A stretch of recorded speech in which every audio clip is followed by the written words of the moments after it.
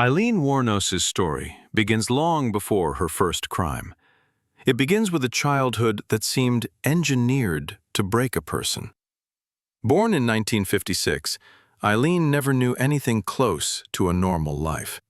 Her father was imprisoned for violent offenses, diagnosed with severe mental disorders, and took his own life behind bars. Her mother, overwhelmed and unstable, abandoned Aileen and her brother when Aileen was just a baby. They were sent to live with their grandparents, a home that offered structure but not safety. Alcoholism, anger, and neglect filled the walls. By the age of 11, Aileen was trading sex for food and spare change, trying to survive in a world that had given her no protection and no love. Her classmates bullied her relentlessly. Her grandparents offered no comfort. And every year the message was reinforced. She was on her own. At 14, she became pregnant after a traumatic assault. The baby was taken away immediately after birth, and she was thrown out of the house soon after. Alone, homeless, and still just a child, Aileen slept in forests, abandoned vehicles, and anywhere she could find a few hours of shelter. The cold Michigan nights hardened her. The silence taught her that trust led only to pain. That early suffering began shaping the woman who would later terrorize Florida highways. As a young adult, Aileen drifted around the country, hitchhiking and scraping by day to day. She found Florida, or maybe Florida found her, a place where the sun scorched everything, including the people who slipped through the cracks. She survived by doing sex work along dusty roads and highway ramps. The men she encountered were often aggressive, drunk, or violent. Every night was a gamble. Every interaction carried the threat of danger.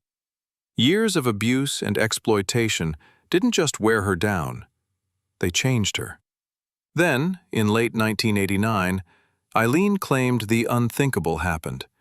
She said her first victim assaulted her, beat her, tortured her, and threatened to kill her.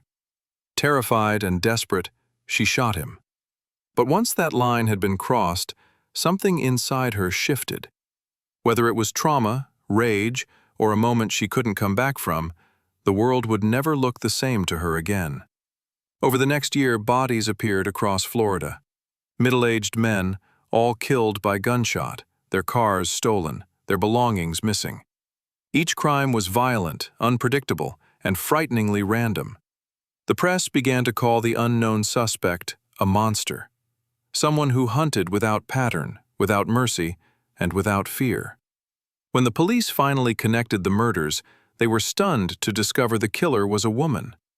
A storm hit the investigation, the public fascination surrounding a female serial killer, the unusual circumstances, and Aileen's volatile personality created a media frenzy. But behind the chaos was something more human. Aileen wasn't killing just for money. Her life had conditioned her to believe every man was a threat. Every encounter felt like another moment where she had to fight for her life. During this time, Aileen lived with Tyria Moore, a woman she loved deeply. Tyria was the one steady presence in her life, the only person she believed cared for her. But when the police closed in, they used Tyria to bring Aileen down. Under pressure, Tyria called Aileen and begged her to confess. On the phone, Aileen's voice wavered, not because the law had caught up with her, but because she feared Tyria would suffer for her actions. So she confessed, not calmly, not cleanly, but with the weight of a lifetime on her shoulders. Her trials were public spectacles. Cameras captured every outburst, every tear, every furious accusation. Aileen was unstable, raw, and often unpredictable. Some saw a dangerous criminal. Others saw a shattered woman pushed beyond her limits. But the court saw only murder. In 1992, she was sentenced to death. The years on death row were unkind. Aileen's mental health deteriorated. She became paranoid, convinced that unseen forces were controlling and monitoring her. At times, she insisted the killings were self-defense.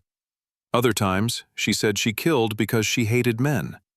Her contradictions only deepened the mystery of who she really was. On October 9, 2002, Aileen Wuornos was executed by lethal injection at age 46. Her final words were disjointed and haunting, leaving the world unsure of what she truly believed in the end. Today, Aileen's story remains one of the most controversial in true crime history, not because she killed, but because her life forces us to ask uncomfortable questions. Was she a cold-blooded predator? A woman warped by years of violence and abandonment?